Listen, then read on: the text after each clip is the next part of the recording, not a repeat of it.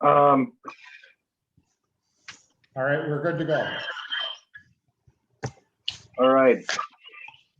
Good afternoon, everybody.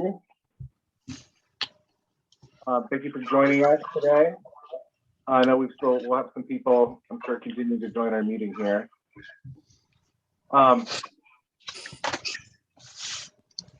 So my name is Billy Ryder. I am the chair of the Ashland County Criminal Justice Coordinating Commission.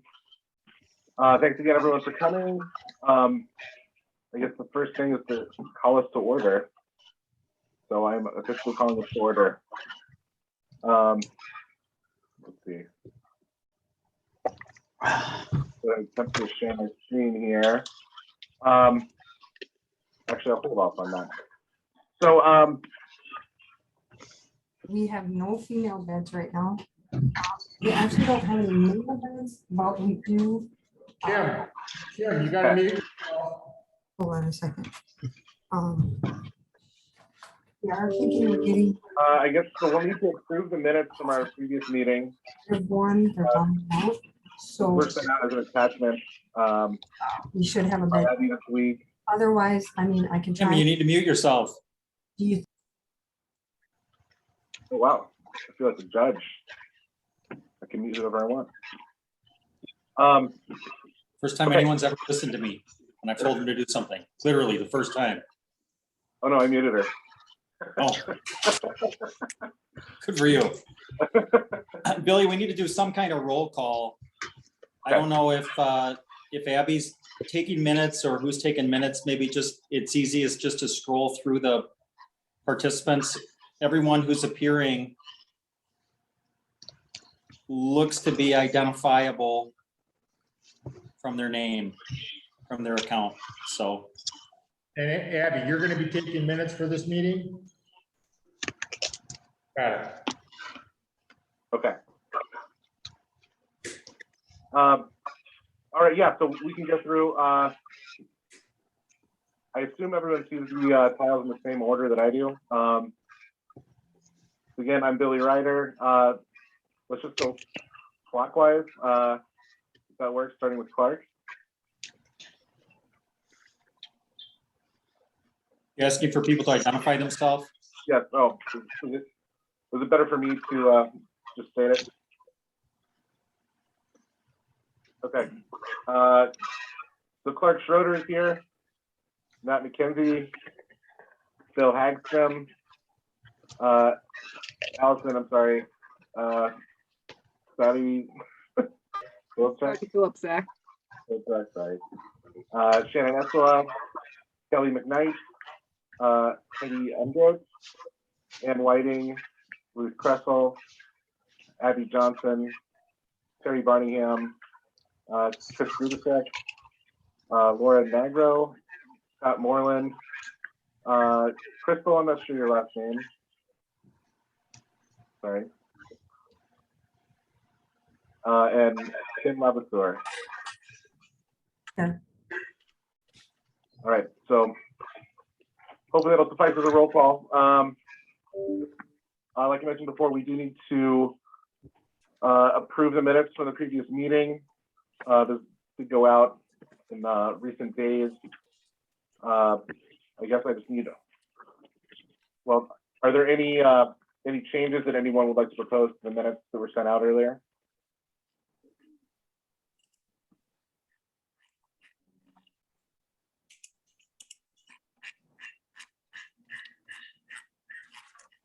There you go.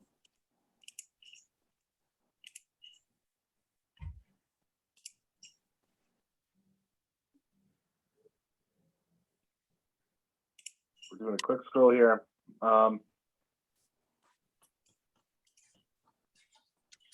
don't see anyone wanting to contribute or ask for any changes. So I guess we have a motion to approve them.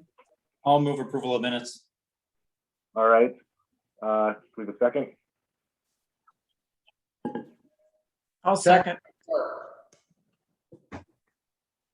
Okay. Sorry, I didn't see you seconded. I know Judge McKnight moved in the first place. Okay. The minutes are approved then. Let's go on to the leadership report. Billy, I didn't catch who seconded that.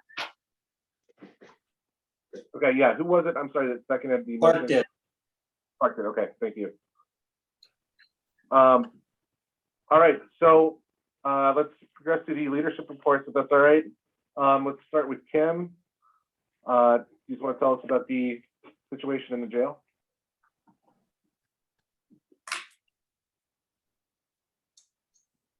Hi, sorry about that. I was on a phone call. So right now we have 22 on the monitor. We have 46 in the jail. Numbers are skyrocketing. I'm really hoping that we can get something going on with this pre-trial diversion program. Hoping that we can meet up and talk about that, because our numbers are going crazy. COVID is, I just got an email from the county nurse yesterday that the numbers are going up for COVID. And so we're still having to quarantine for 7 days. And we just don't have room in jail right now. So Want to be muted. other than that, yeah, things Kim. are, yes. I'm sorry, go ahead. I interrupted you. This is Judge. Oh, hi, Judge. I'm going to ask you a couple questions, but I don't want to interrupt you. Thought you were done. No, that was pretty much what I had to say.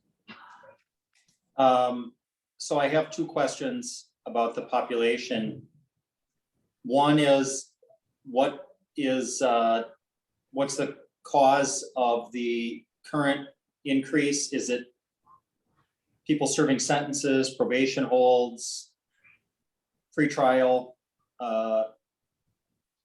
detention, like bail, something else, child support?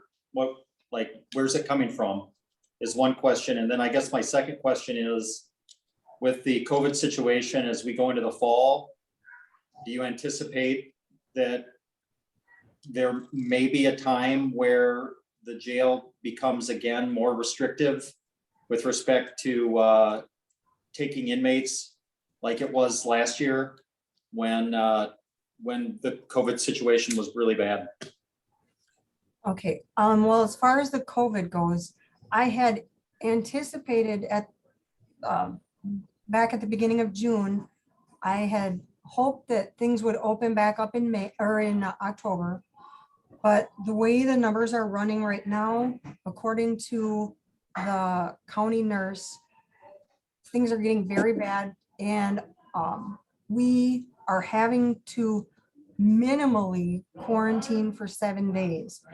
As it is, we are double bunking inmates in quarantine, and the state inspector was very, very disturbed hearing that, because we just don't have room for inmates in quarantine.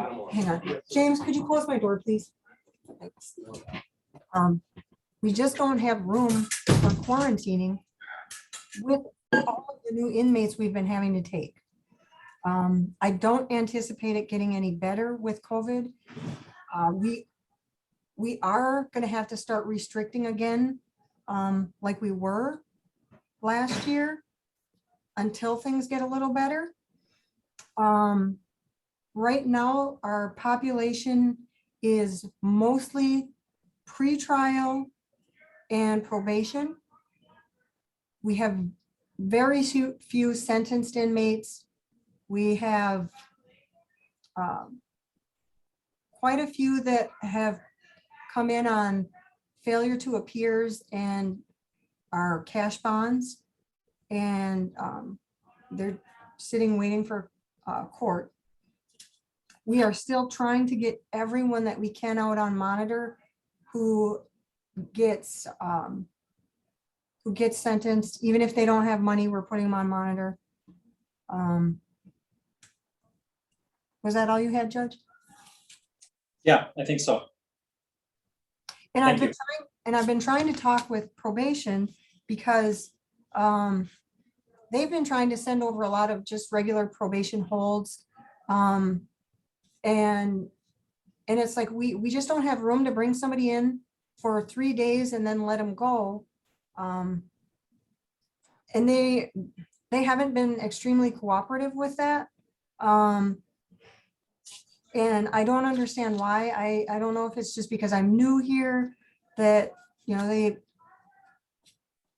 I don't know, we haven't gotten a good report yet, or they just want to start holding more people. I'm not sure yet, but we do need to start restricting the probation holds again as well.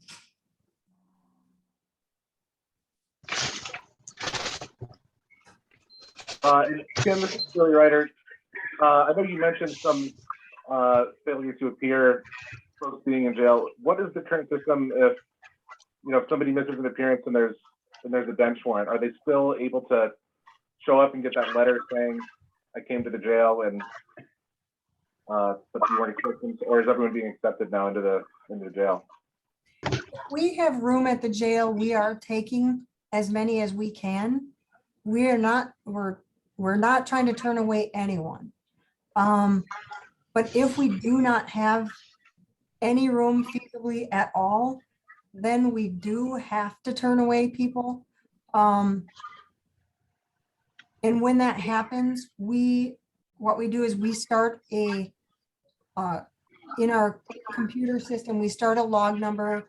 We write a little report on why we had to turn them away. We do send over emails to the district attorney or to the courthouse saying who was sent away and why. We are not giving any court dates or anything like that, but we're just saying, hey, so-and-so showed up on this date at this time. We were unable to hold due to lack of room at our facility. Okay, thank you. You're welcome. Hey, Kim, this is Matt McKenzie. Quick question for you on the monitor program for those that do not have the money to pay for it.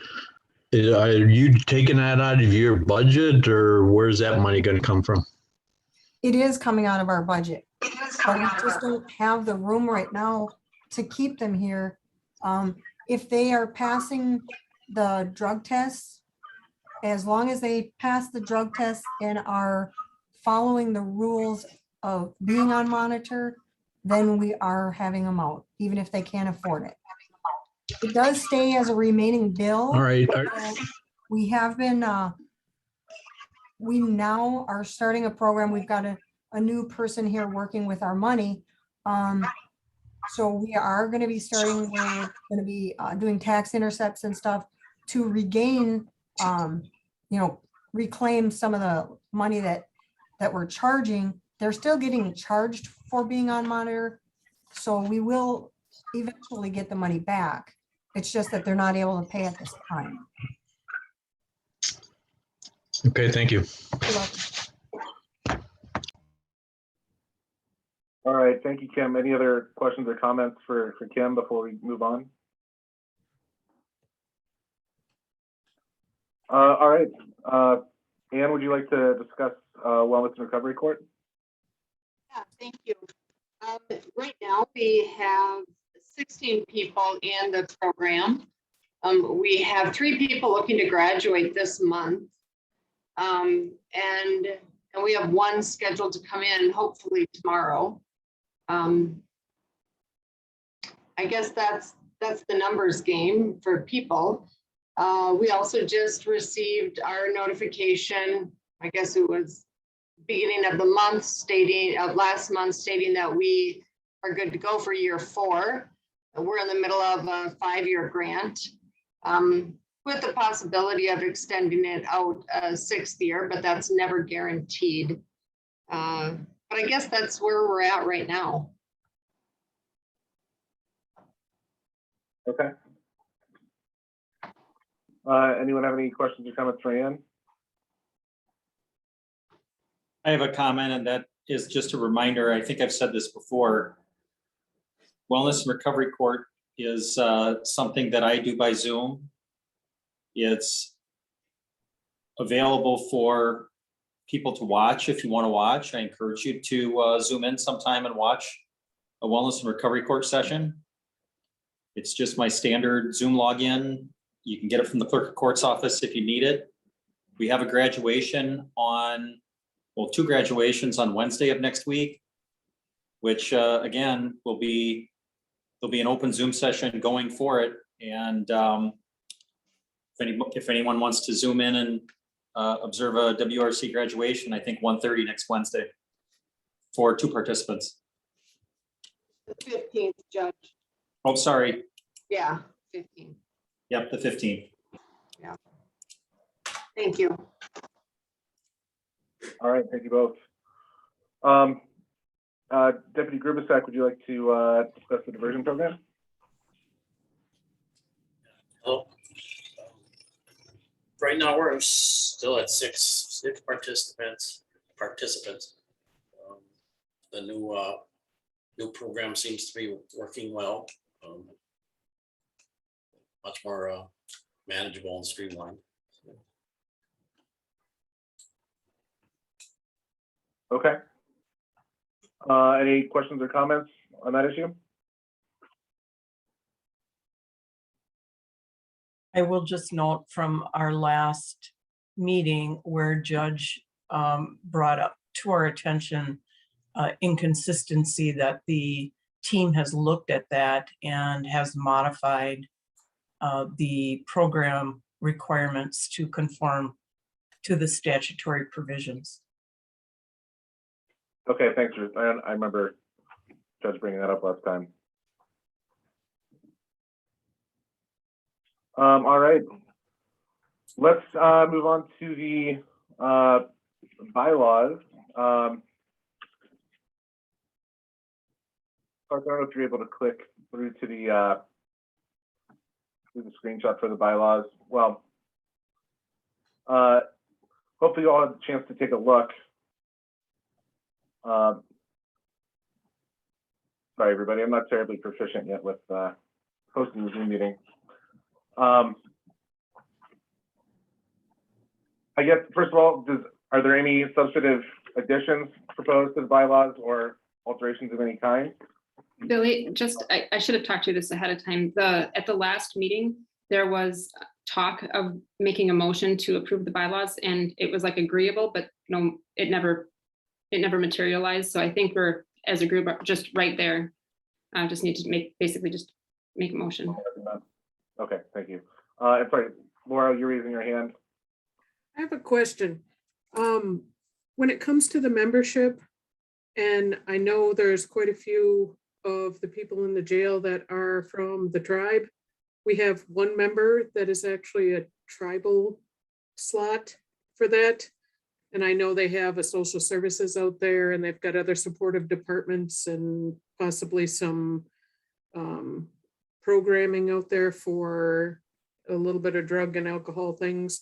I'm just wondering why we only have one spot for a tribal person on the committee. Okay, thank you. Does anyone want to take a stab at that? Well, I guess I can speak to that. In terms of voting members, the voting members are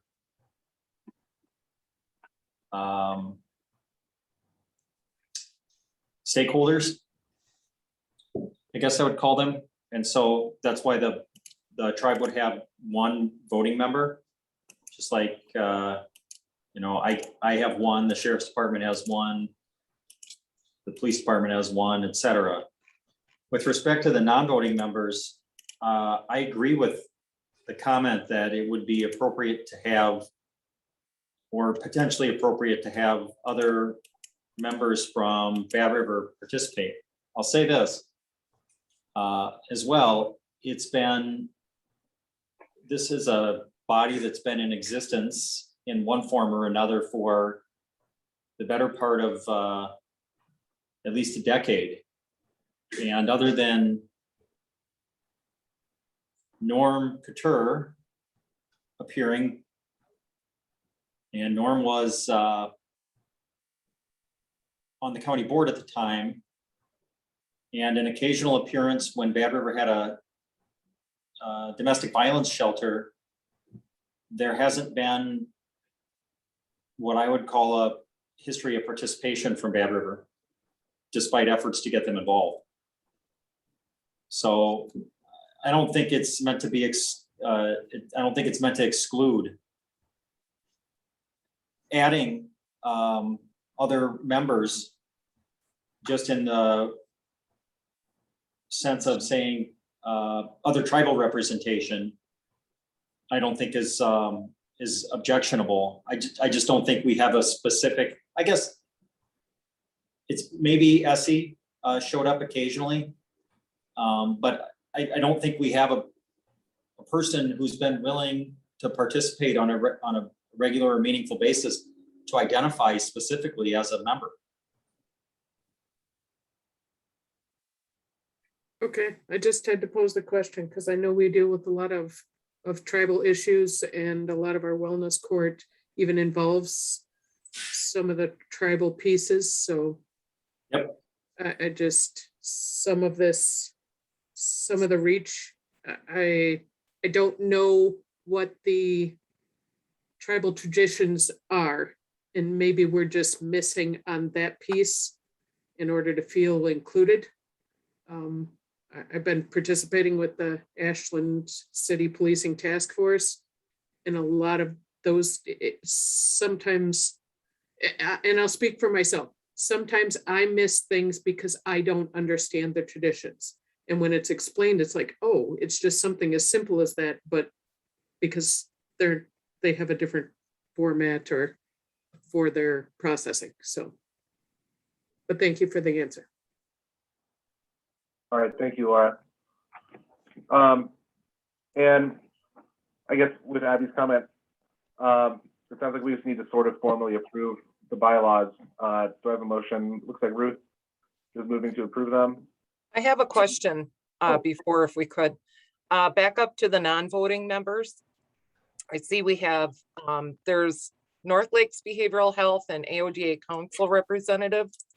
Is that, are we wanting to be, are you wanting it to be clinic specific?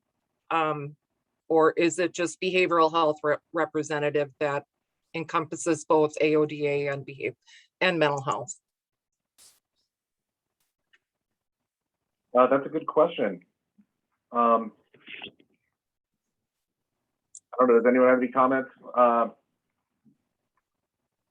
not sure if it needs to be clinic specific. I mean, I imagine this was essentially proposed as a way to involve all appropriate parties. But if there's another solution, just getting folks involved in the behavioral health side of things. I mean, Ruth, do you know if there's a particular party interested in participating that's at a different, from a different service provider or something like that, or are you just kind of asking generally? Well, I'm up at MMC, so I don't know if you do want clinic specific. Yep, we'll be a part of it for sure.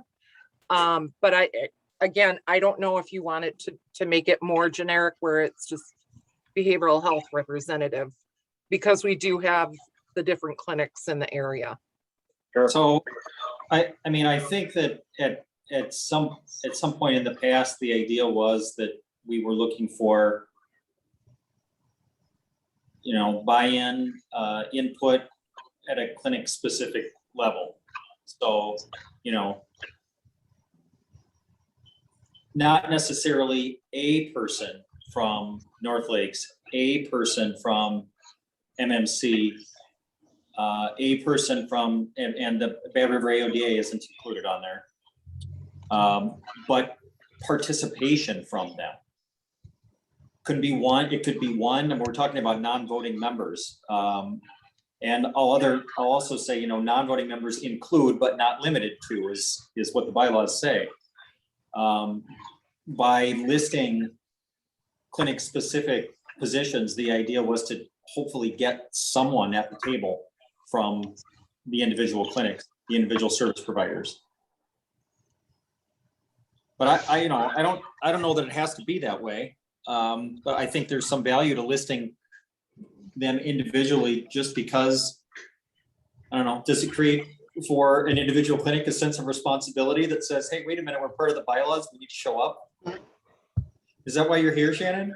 Because you feel like you need to show up? I'm here because I like to know what's going on for our patients. But you know what I'm saying? Yeah. Like, Yeah. Does it, yeah, is it nice to be recognized?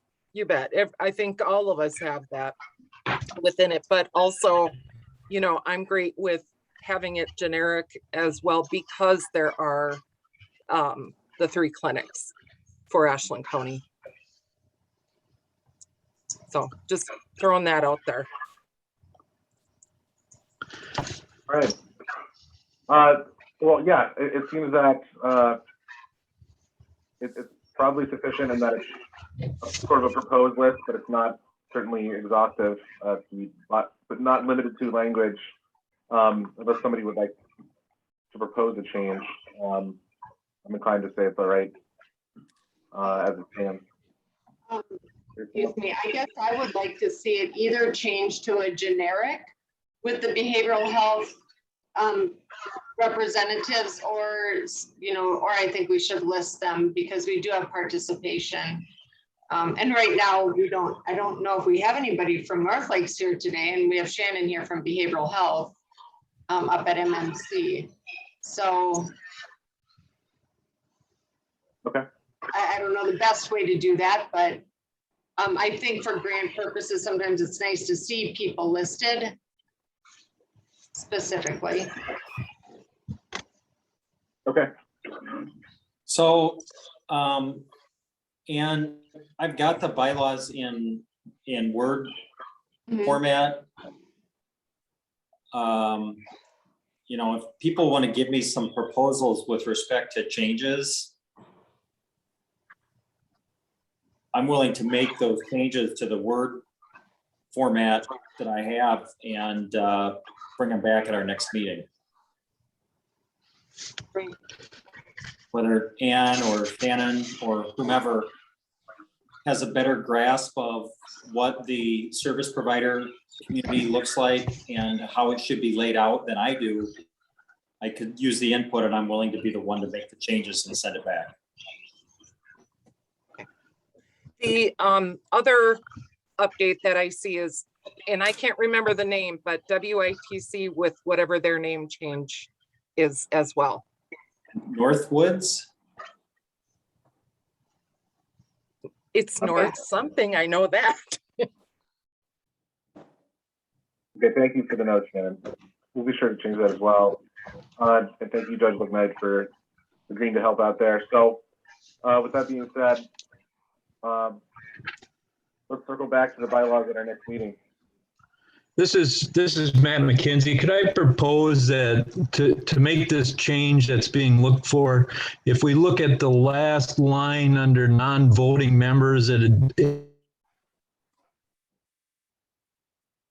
from Ashland County, couldn't we do the same thing, and list other service providers or whatever language we want to umbrella to include those that might want to attend?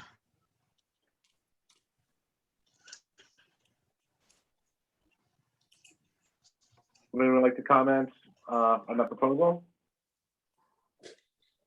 Well, I mean, I agree, we can put that language in there. I think that the discussion that we've had about trying to get some specificity for some of the providers, just to sort of create a sense of ownership, is also useful.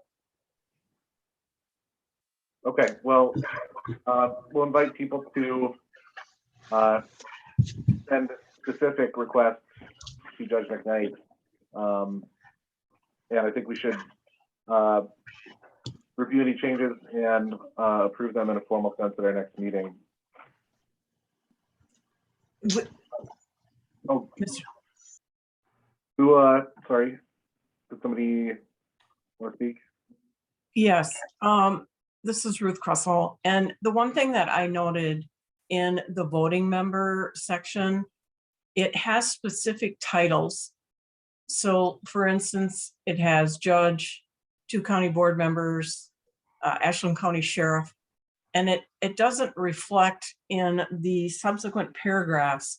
So if there's going to be a vote on anything, I'm wondering if there should be a designee, or if, you know, the language reads, in the event of a vacancy of a CJCC member, the outgoing CJCC member or his or her organization may designate a representative. And I'm just wondering if there is a vote in the absence of a voting member, if we can have language, or maybe not. I don't know what the discussion would be, what other individuals feel that that person, such as the sheriff, could designate a person as a voting member instead of simply the sheriff or the district attorney, or a Bad River Council member. Okay. I think that's a good idea, Ruth. I mean, we could even propose language that would apply to all the listed parties, you know, that these people can vote, or their designated agents or something. Perhaps that's a bit on the legal use side of things. Are there any other comments on Ruth's proposal?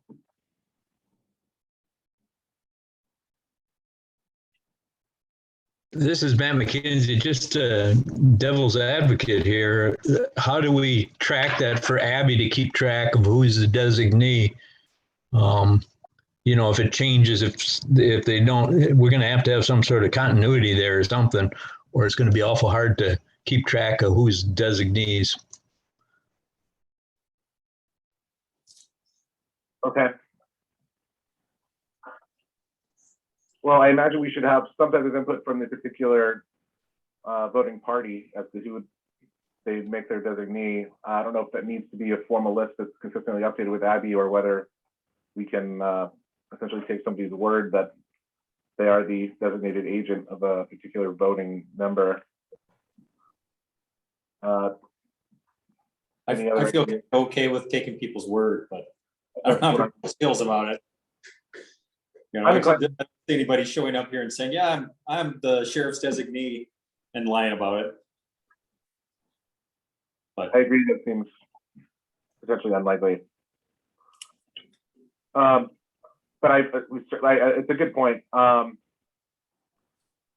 don't, if people have specific requests, again, direct them to Judge McKnight. Certainly feel free to copy me on all emails as well. And we'll try to come up with a solution, or at least proposals to bring to the group at the next meeting. All right. Not seeing any other hands raised right now. Okay. The next item on the agenda is the discussion of a meeting schedule for the group. You know, we put down whether it be bi-monthly or quarterly. Thank you, Clark. So, and I'm not even sure, I think traditionally this has fluctuated a little bit, my understanding. I guess, what are the thoughts people have? I mean, every 2 months, every 4 months, what's useful is, go ahead. let me say this, it used to be every month. And then for a variety of reasons, including COVID and Terry Schemenauer's retirement, we didn't have meetings for a while. And since we started having meetings again, they've been bi-monthly. And part of the reason that they've been bi-monthly is because I just frankly don't have the time with me as chair to do them monthly. I'm not chair anymore, Billy is. So I don't have an objection to doing them monthly. I just don't have the ability to manage it with my calendar. Okay. But I also think that, I mean, there are two ways of looking at it. I think that bi-monthly is probably a lot easier for everyone to manage, but I also think or hope that at some point here in the not too distant future, we're actually going to get into substantive work And once that happens, I'm not sure the bi-monthly will be enough. Okay. Any other comments on the proposed frequency of our meetings?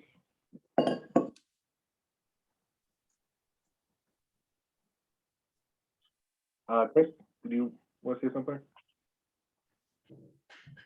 Oh, I thought I saw Grubasek raise his hand. Okay.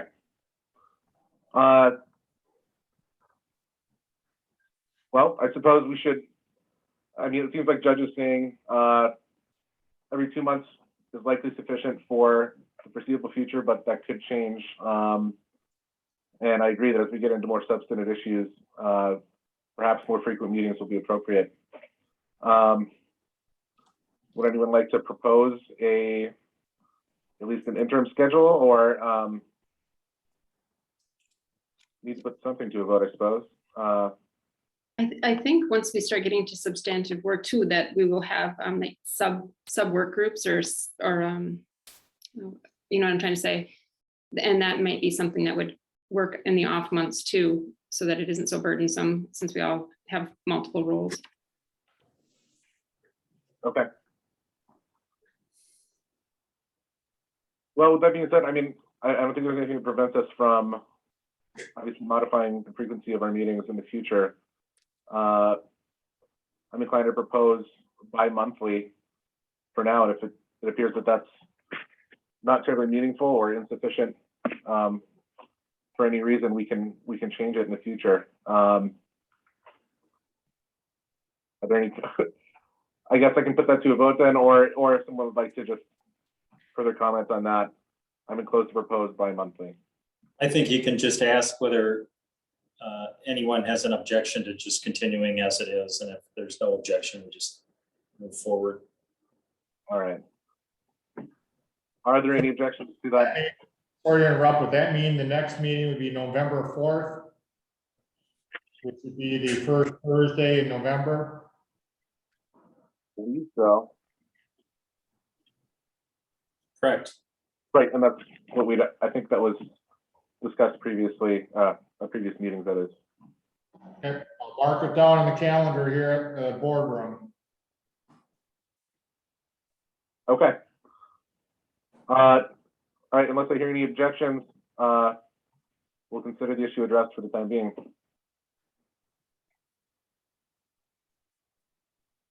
All right, the next issue is change targets. I'm going to try to share my screen here in just a moment. We do have a bit of a slideshow on the issue.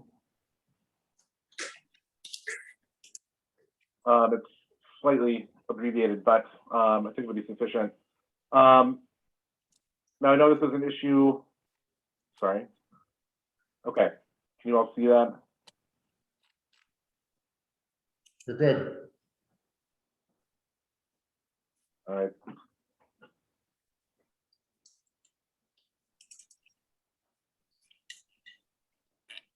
Sorry, okay.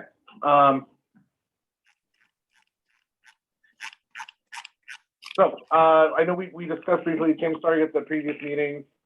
There were some essentially proposed concepts or ideas from other counties. And I think Abby has prepared this slideshow a bit to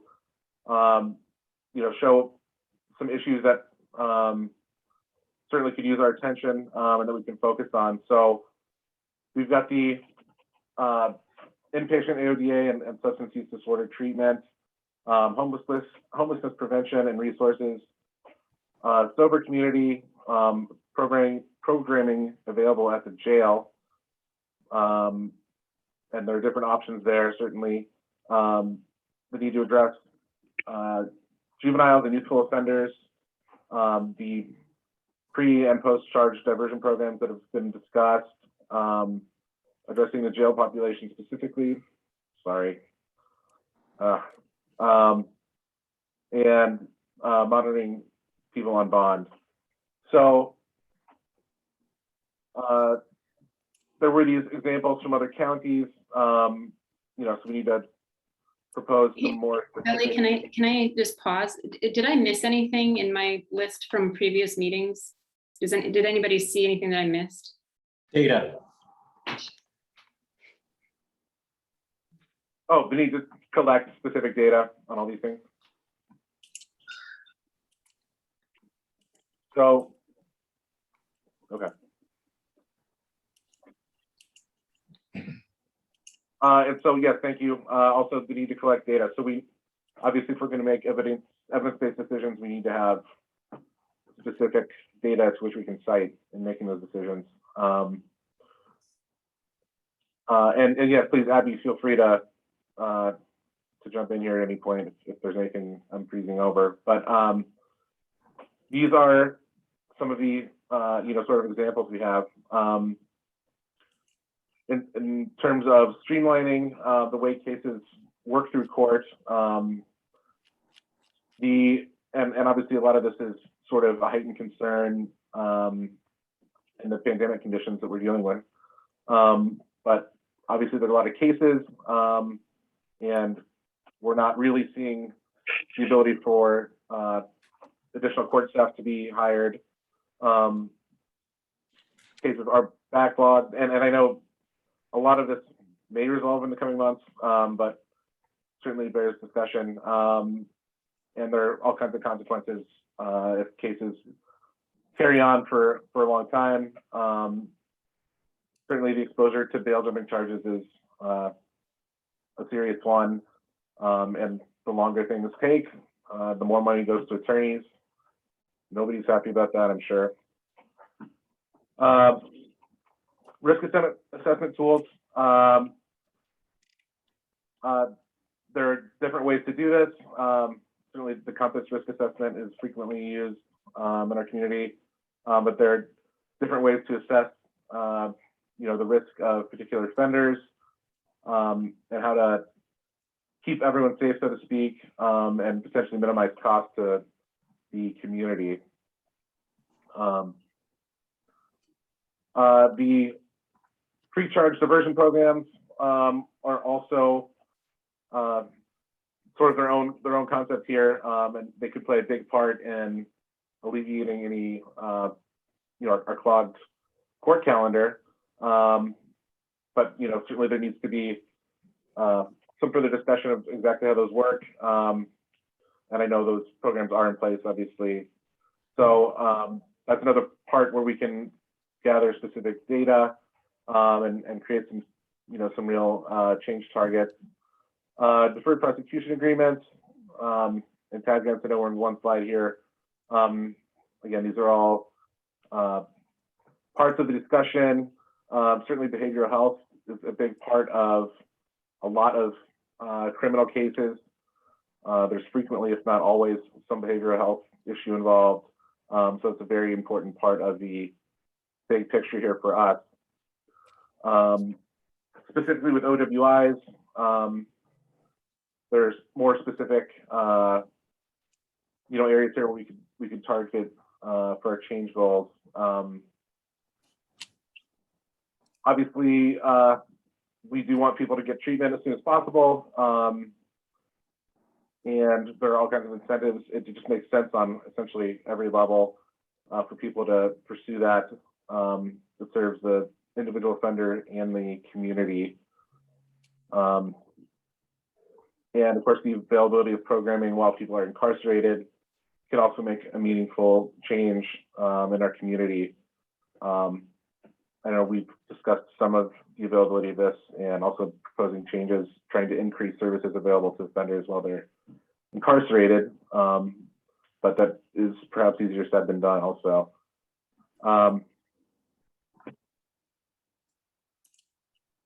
So those are some of the proposed ideas, and thank you, Abby, for preparing that little slideshow. I think it may be good to open it up to some discussion.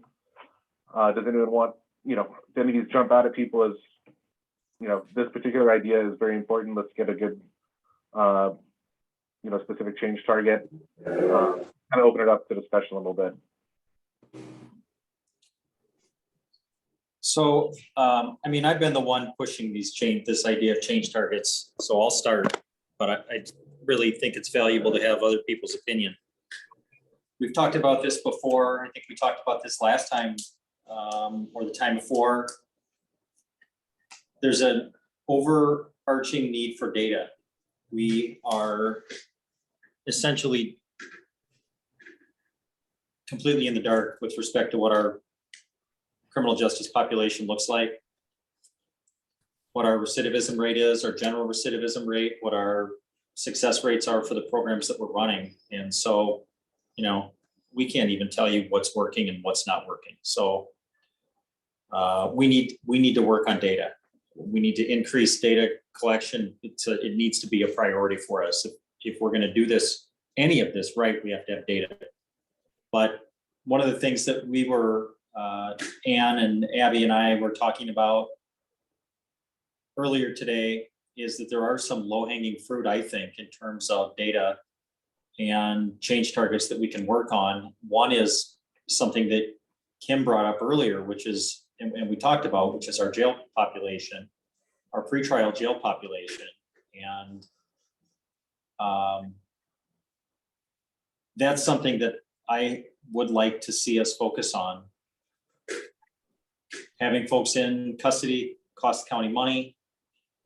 And, you know, I've heard this in the past that it doesn't actually cost the county money, because unless you're able to actually shut down a jail pod, for example, and reduce staffing, then you're not saving money by not having people in custody. But what I hear happening right now, partially because of COVID, is the county is losing money because we've got people in jail pretrial that are taking up spots that potentially could be used by inmates serving sentences. And instead, those inmates are serving sentences out on a monitor and costing the county money.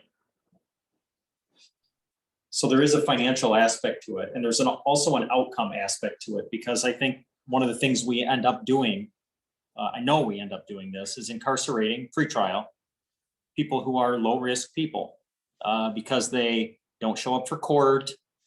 You know, they're young and make bad decisions, or they have an addiction and make bad decisions, so they don't show up for court, and then they get cash bail and they can't get out.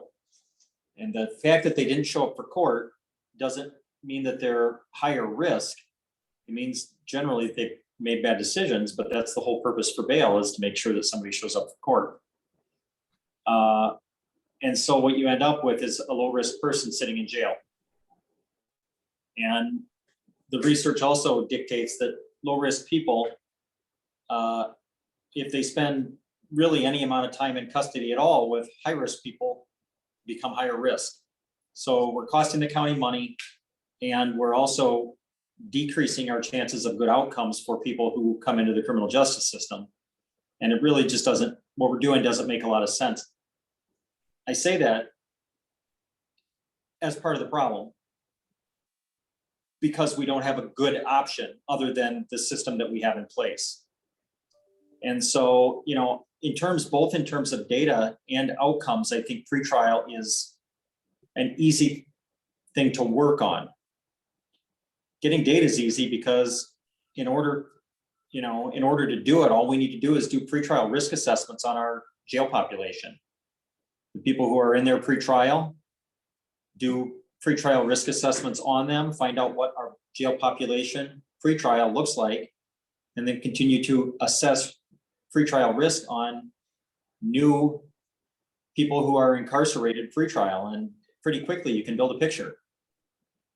And so from that picture, we'd be able to know what percentage of the pretrial population in the jail are low-risk people, and start working on alternatives to pretrial incarceration to address that population, free up beds for the jail, hopefully achieve better outcomes for the people. So in terms of priorities, that's what I would like to see us work on, or make a priority. I'm sure other people have different opinions. All right, thanks, Judge. Well, Judge, Actually, that's exactly what really is happening. As far as the data goes, if we could write down like what specific data you need, I can get on collecting whatever it is that's needed, or if assessments need to be done on people that are incarcerated right now, we can work on doing that if you'd like this data, because it's something that we really need. I really believe in this pretrial diversion program. And I've already started a lot of programming here in the jail. We've got the WITC, well, the Northwood school starting. We've got 2 days of that. We've got LCO College going. We're getting anger management training coming in. We've got the literacy link. We've got a lot of things going on right now. But we still need help for people so that once they, once they get out there, they have places to live. They've got things in place for that. And I don't know who to go to find help for some of these things.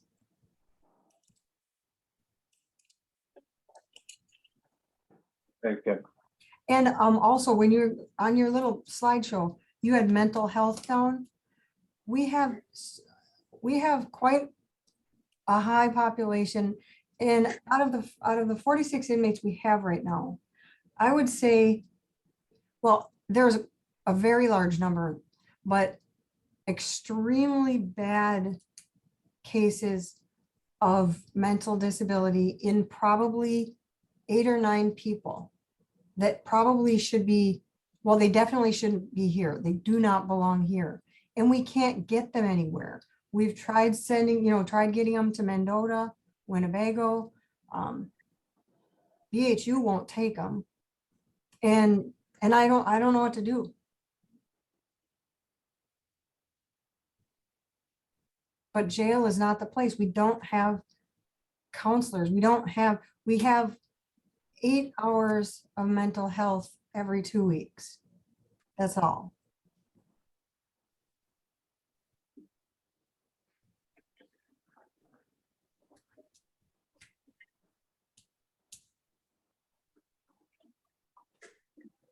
Thank you, Kim. That's good information, and I appreciate the different programs you're bringing in and activities at the jail.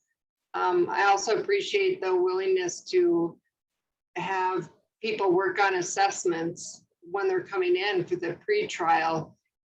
Do you currently have jailers who have the Compass training? We do Or not. would you need help with that? We would need help. I mean, we would need help to get trained on it. I think the only person we have is our monitor person, Corporal Wilbur. But I have people who are definitely willing to do it. Okay. And maybe until we get them trained, Abby, Chris, or I could help out while we're in that in between to get those pre-trial risk assessments done. That would be great.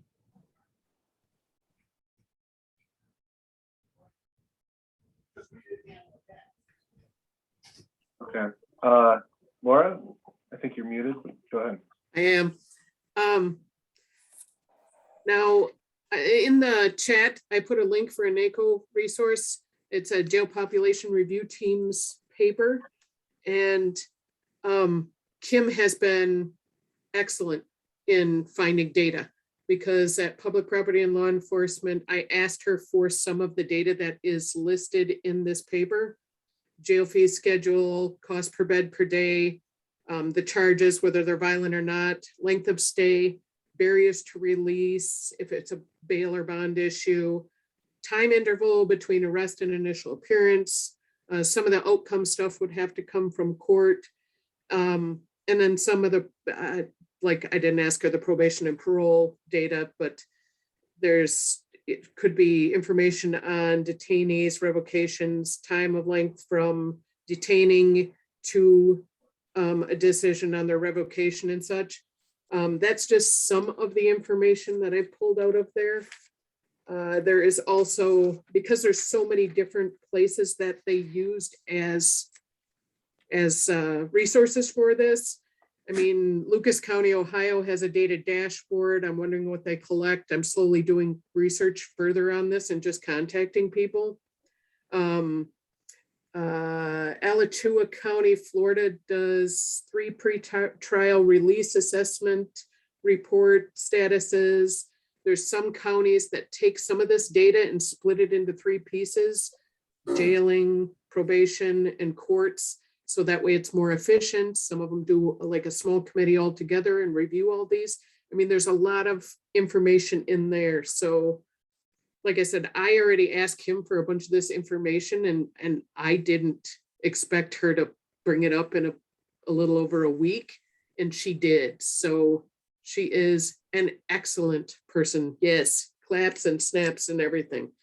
But I think this has a really good chance of helping us get this further, because these are the questions that I've had just listening to the review of the population of the jail during our PBLE committee. So I appreciate you guys' assistance.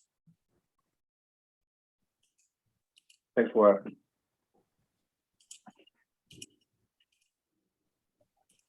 All right, so I think that's a good discussion of the concepts here.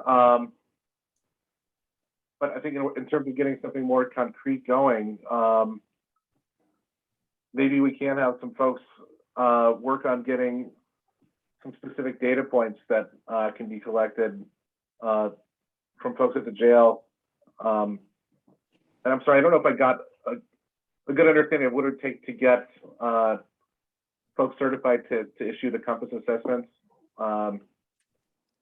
You know how do we go about getting jailers certified to issue those, Kim, you know? I believe that we would have to go to a training, and is that like a week-long training? Well, I believe it's now online.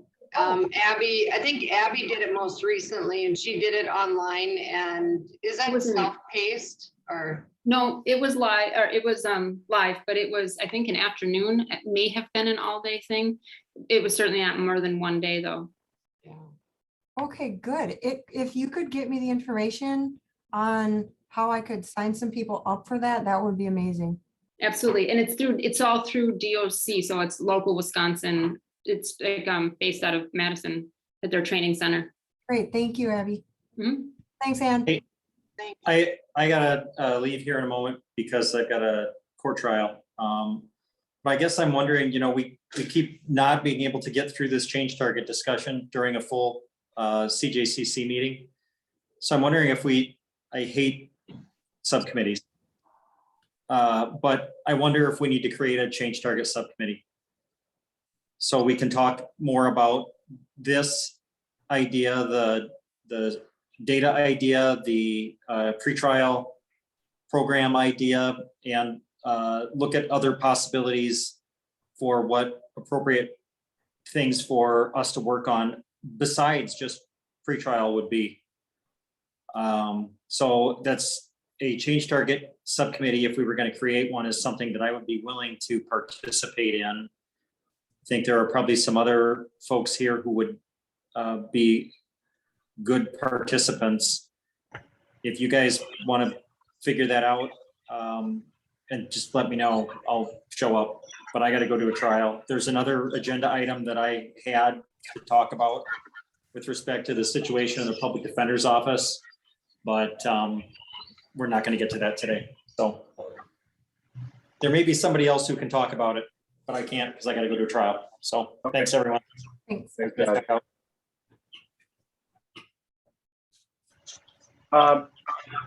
Okay. Well, are there thoughts? It may be necessary then. Maybe we should pursue this subcommittee to change targets. I don't know. I don't want to volunteer people for it. I'm happy to be involved as well. I don't know. Would anyone be interested in that? I know it is 1 o'clock. I want to try and wrap things up, but would anyone? This is Matt McKenzie. I'll second Judge McKnight's motion to form a subcommittee and to allow that committee to meet, and it can be a group of volunteers. I don't think it should matter who's on there.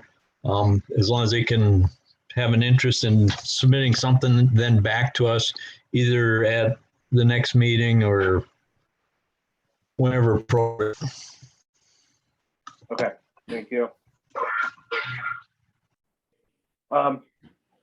All right, are there any volunteers for, thank you, we had to establish the committee. Would anyone like to, I'm happy to participate, so I'll say that I'll be involved in that certainly. Shannon, I see you raising your hand. Thank you. Ken, okay, Ann?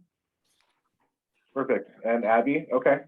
I Enough was gonna folks say, there. Laura, do you have an interest? I definitely would have an interest in it. I'm not exactly on this committee. I'm mostly just a thorn in you guys' side because I watch this stuff from PPLE and have been trying to figure out ways of saving costs in the jail and doing good services and the best for our community. So I don't know great. how that works with your This is Matt subcommittee. McKenzie. You could be my designee on that committee. There we go. Does that make it meeting official? Okay, tell you what, I'll work with Abby and maybe send an email to those folks. And we can try and set up, I don't know whether it's a Zoom meeting or just we can do it by email. We'll start the process. And again, I know it is getting late, so I don't, we'll do that before we can obviously vote on specific change targets.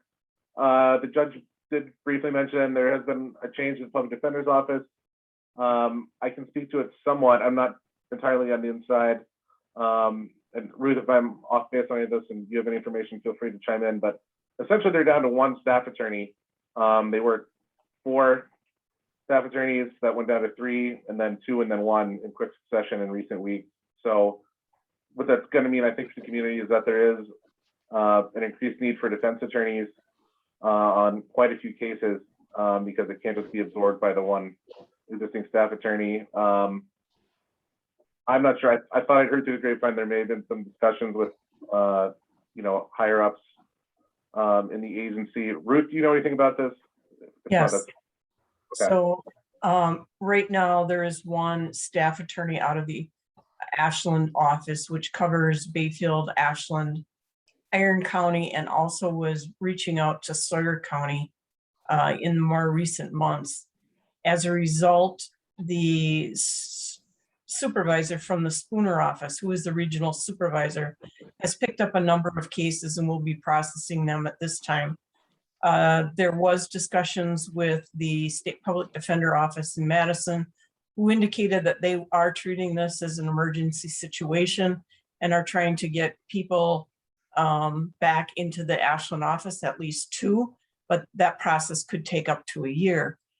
The real issue obviously becomes the delay in justice, not only for defendants, but for victims, and the impact that it has, obviously, number 1, on the jail, but number 2, at some point, the court is not going to just leave the cases continued and continued. The court is going to appoint counsel at county expense. And because the person is eligible for public defender services, and by that fact, the court cannot really order the person to reimburse the county, it's going to be coming out of the county's budget without any chance of reimbursement because they are public defender eligible clients. So it ends up being a situation that affects not only the pocketbooks of, Ashland County taxpayers, but the impact on the jail, impact on the criminal court justice system. And, it's really not something that this committee or any other committee can really control. It's in the hands of the State Office of Public Defender, which have been contacted. So you certainly can reach out to that office if you feel the need to, or if you need additional details.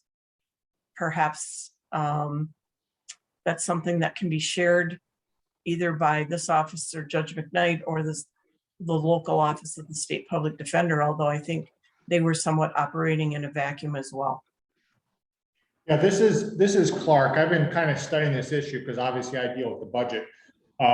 In my administrative calls with my fellow county administrators earlier this week, there's a big divergence between counties. The county right south of us here, actually that way, Price County, they spend basically around $1,700 a year on indigent counsel. Right now, we're budgeting $95,000 a year. And we're probably going to see that increase drastically if public defenders are not replaced. Sawyer County budget's around $50,000 a year. Bayfield County budget's less. So the problems that we have are just unique. Maybe they're unique to this particular urbanized, in a simple sense, urbanized setting that drives not only criminal activity, nefarious activity, but also mental health, Chapter 51, youth, juvenile placements. And so I'm not ready to take this to the Department of Revenue or the governor's office yet to say, this is, a fire has started. We want to pull a fire alarm. I want to have you gather more evidence to demonstrate that this is going to rise to the level. We're going to need legislators to push on this department to replace these people in a timely fashion, because this county cannot afford to double or triple their indigent care budget. So it's all in the works right now. I have more questions and answers. All right, thanks, Clark. Mark, you should consider coming out of retirement, perhaps. Last day tomorrow. My last day as being your county administrator is tomorrow, by the way, so. Oh. All right, well, with that discussion, obviously that's going to be a continuing issue for us to discuss moving forward, and it could have a very significant financial impact on the county, as well as the specific parties involved in the cases. Thank you everyone very much for your time. I'll follow up with Abby here after the meeting. We will make the necessary moves to get the subcommittee set up. And please mark down on your calendars November 4th at noon as well.